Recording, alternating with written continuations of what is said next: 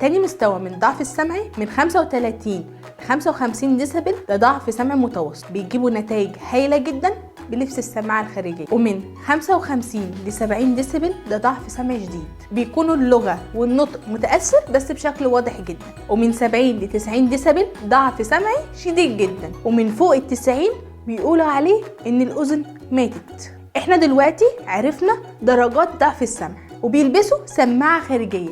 طيب ايه الفرق ما بين ضعف السمع وزارعين قوقعة؟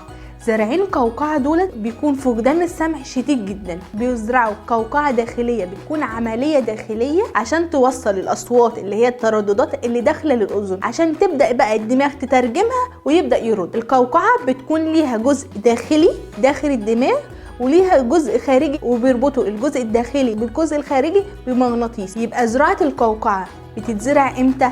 لما يكون عنده فقد سمع بيبداوا يزرعوا قوقعه. طيب زراعه القوقعه دي ممكن تكون من سن كام؟ في مصر الحمد لله تقدر دلوقتي تعملها في عمر سنه. طيب عشان ابنك يزرع قوقعه لازم تخلص الاوراق المطلوبه في المستشفيات اللي بتعمل زراعه قوقعه تبع نفقه الدوله، ويكون ليه تامين صحي عشان يعمل لك زراعه القوقعه. طيب ايه الفرق ما بين الطفل عنده ضعف سمع والطفل زارع قوقعه؟ الطفل اللي عنده ضعف سمع احنا بنعلي في طبقات صوتنا.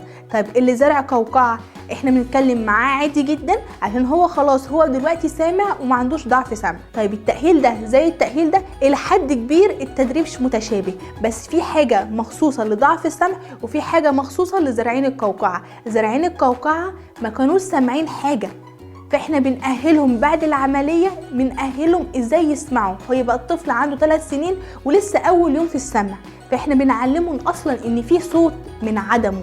اما ضعف السمع هو اوريدي سامع من اول ما اتولد بس سمعه ضعيف، في فرق ما بين الاتنين. وخلي بالكم كمان مرة، خلي بالكم لما تروح عند اخصائي تخاطب لازم تتأكدوا ان الطريقة دي لزراعة القوقعة او لضعف السمع. ما ينفعش الاخصائي يتعامل مع طفل زرع قوقعة او ضعف سمع كتأخر نمو لغة، لازم في تدريبات الاول بتحصل عشان بعد كده يتعامل معاه عادي كتأخر نمو لغة. طيب ايه المستشفيات الحكومية اللي سعرها حلو وحنين لزارعين القوقعة وضعف السمع او للتخاطب عامة؟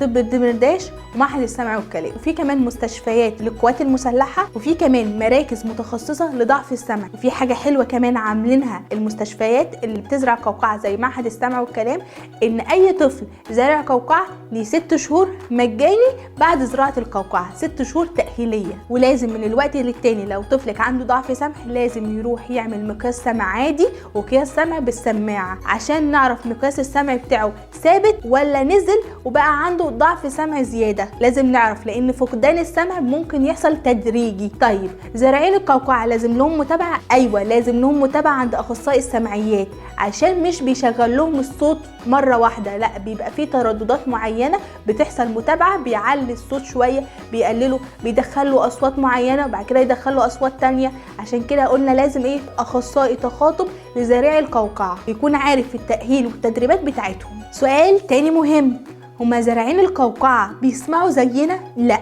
مش بيسمعوا زينا، لان هي بيسمعوا بشكل الكترود، يعني في ترددات كأنها بتتكلم تحت المية. نقطة تانية مهمة، لما تيجي تكلم طفل زارع قوقعة ما ينفعش تقسم له الكلمة، ما ينفعش تقوله سمكة عربية، لا لازم الكلمة تكون واحدة، عربية، سمكة، تفاحة، مش تفاحة، ما ينفعش اقسمها له لان هي كده بتدخل عنده تفاحة، دي معنى كلمة تفاحة، فانت لازم ما تجزألوش اي كلمة. اما ضعف السمع عادي جدا لان هو بيسمع عادي، انت ممكن تعلي صوتك ويلبس برضو سماعة. ده الفرق ما بين الاتنين، اماكن تأهيلهم. وكملوا معانا السلسلة دي عشان نعرف اطفال تانية نتعامل معاهم ازاي.